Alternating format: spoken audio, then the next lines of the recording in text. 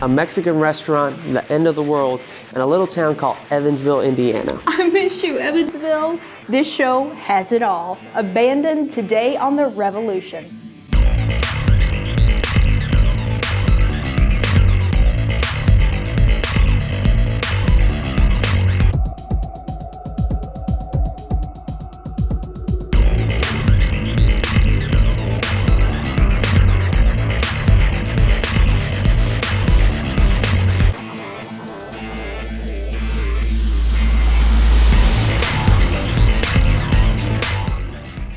Welcome to The Revolution, a show with killer music and razor-sharp truth. I'm George. And I'm Kat. We interviewed our feature band on a very ironic day. It was supposed to be the last day of the world.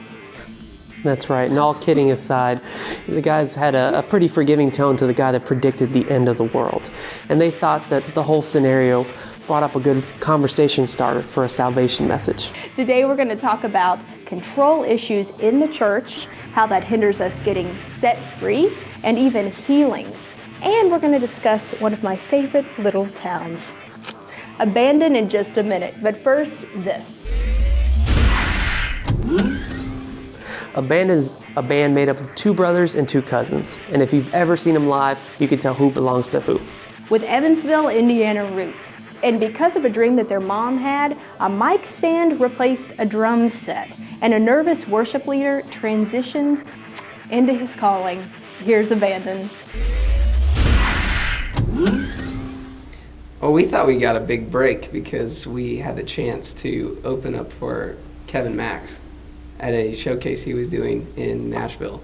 And growing up listening to DC Talk, we thought, man, this is a really sweet opportunity. He's going to like us. He's going to sign us with his like I don't know if he had a label at the time, but we just assumed. We were really excited about it. We were still independent, so that was one of the cooler moments of our independent career. And so Chris York of Forefront Records and EMI CMG, he was eating with his wife at a Mexican restaurant across the driveway. There's like this driveway that goes up the hill, and there's a restaurant here, and the Rutledge is the venue we were playing at. And so they were eating Mexican food, and they were in a disagreement. They were actually like arguing with one another.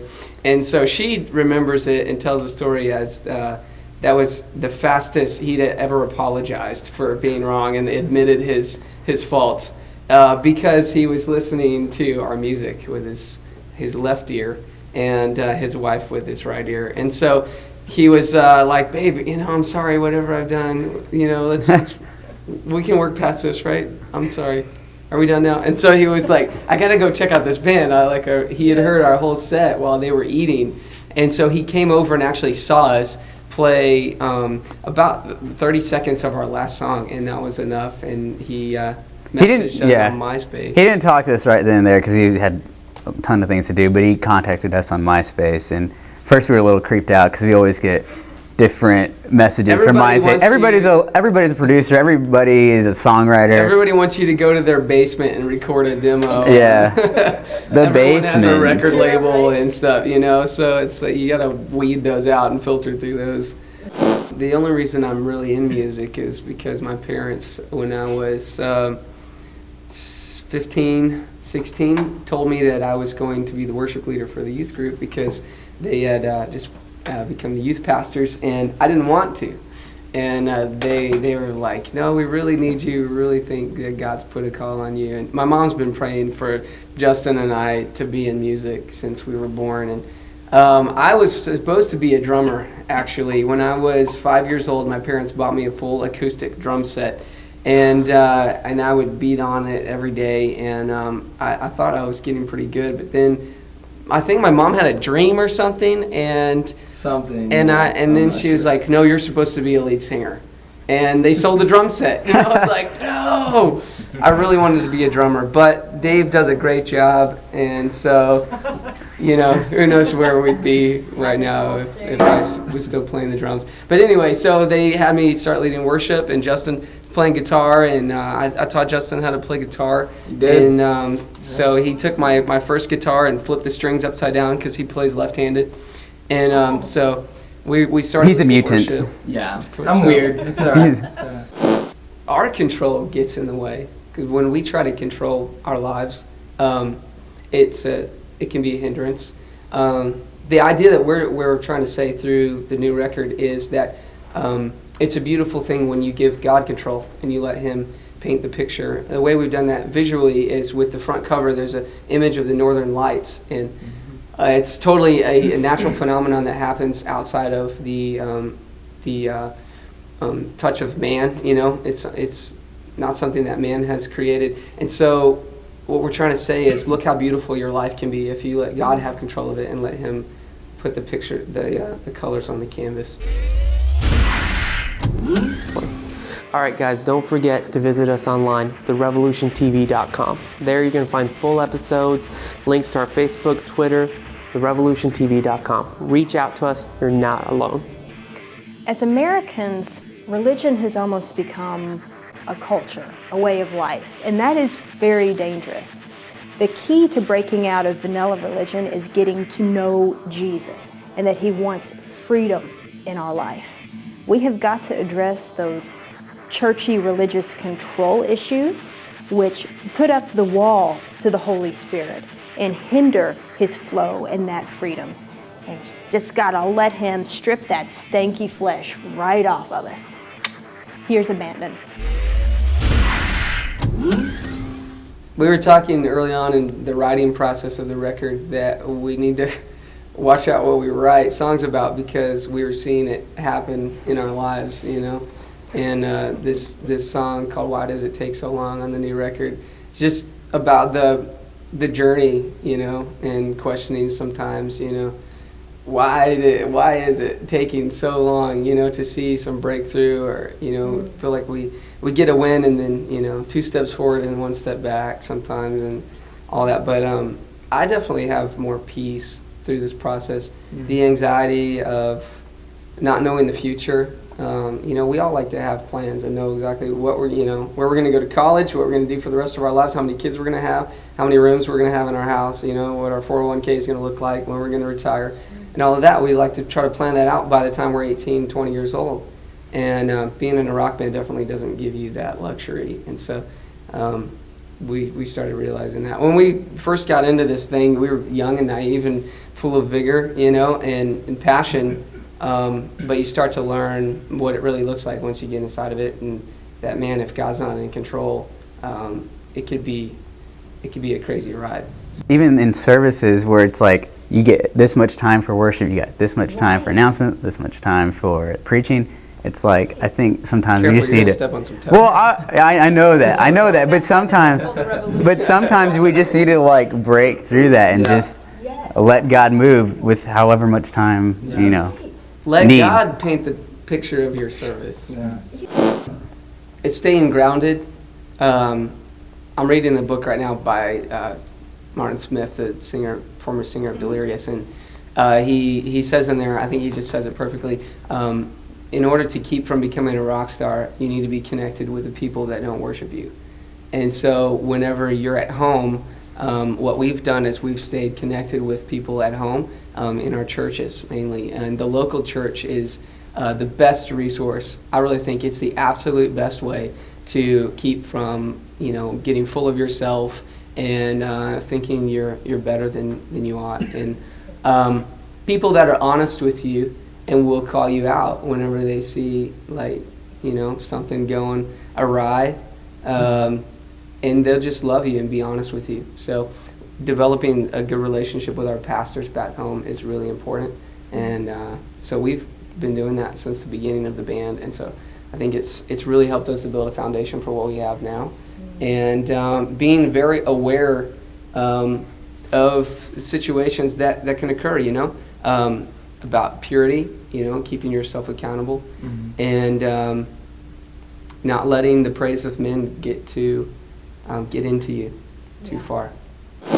Hey, we're Abandon, and you're watching The Revolution. And our favorite verse is Matthew 10:38 and 39. It says, "And he who does not take up his cross and follow after me is not worthy of me. He who finds his life will lose it, and he who loses his life for my sake will find it." The word says to be tempted and sin not.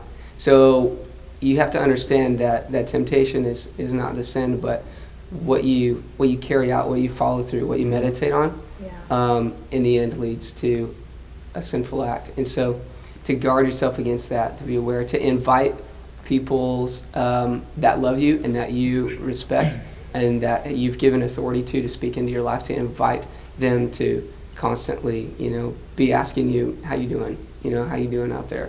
And I think that's the absolute best way. Dave, what do you? Yeah, I think it's important, and even on the level of relationship that you have with God, it's like when you come to the point you realize that it's Christ's love that has brought us to this place, that has saved us from ourselves. You respond the same way. It's like Christ did this; He laid down His life for me so that I would live. And it's like it's no longer you're trying to reach God. It's like, God, you've already done it. Therefore, I'm going to obey you because of what you've done for me. To desire to walk with Christ, that's what we see as the biblical model of a disciple, is someone who desires to walk with Christ, to follow Him. Back in the day, it was, in the day meaning when Jesus walked the earth, it was the thing to do to follow a rabbi, to follow a teacher, and you were considered of a less class if a teacher or a rabbi didn't choose you to follow them in their ministry and teach you their ways. And so for Christ to go to the disciples and to say, leave what you're doing now, your occupation, and follow me, they were being called into the ministry. And He said, come follow me and be fishers of men now. And so for me, just to look at that example and to put it into a modern day practice is just to desire to follow Christ, and to walk with Him and to examine His life and try to be more like Christ in each day. Your families disown you. Yeah. So that's part of the deal. We don't have to endure that. We don't have to endure the separation from our families and all of that, because we were founded on Christian principles. But it's turned into a culture and tradition rather than a love and a relationship. And that's what we've lost, primarily in America. And the call is to just love people through that, and not to even judge, not to cast stones, and because we're all at fault for doing that, and we're all at fault for not realizing when we can make enough money, we don't need God as much, and that's what happens in our heart is when we're self-made, when we're self-sustained, where does God fit into that picture? And what we need to do is take the approach that we're just stewards. We're not owners of the money that we make or the possessions that we gain, the businesses that we own. We're just stewards of those. And if we see those through God's eyes, that He's allowing us to be stewards of what He owns, that He owns it all and allows us to use it for His glory, to do all things to the glory of God. That's the key. And then love God ultimately and love people through it. I think that banner, if we live under that banner of loving God and loving people, everything will fall in line. All right, guys, we just watched Abandon, and they were talking about that religious mindset and how we can break it. Religion, it's really not from God. Jesus said religion that's tolerable is taking care of the fatherless and the widows. That's what it's tolerable. Religion is man's way of reaching up to God, when God all along is reaching out to you. And all you have to do is embrace it. You don't have to practice something. You don't have to do something to be good enough to reach out to God. The fact is, you can't be good enough. There's nothing you can do that can make you right with God. But God, knowing this, He made a plan. He sent His Son to live a life perfectly and not have any sin, and die on the cross as a sacrifice for our sin. We are made right before God through what Jesus did. It's almost like a filter that purifies our iniquities. Jesus acted like that filter to make us right with God. Doesn't mean that we can't go on doing what we do and just do what we want to do. No. We stop, we repent. If we fall down, we get back up. But we have to embrace Jesus. It all starts with having a real relationship with Jesus. Now, I challenge you, if you want, reach out to us at revolutiontv.com. We'll reach right back. We are meant to be the Revelation 5 church. You guys check out that chapter. Loving on each other. We're supposed to work like the unified body. One member may be a foot, another a hand. But just say, your foot gets cut off, your whole body's going to be affected. You cannot work at your optimum. We're supposed to love each other and move as the unified church. Do you get it? We got to get over our control issues. We love you guys so much. Thank you for watching. This has been The Revolution. We'll see you next time. And if God be for you, who could be against you?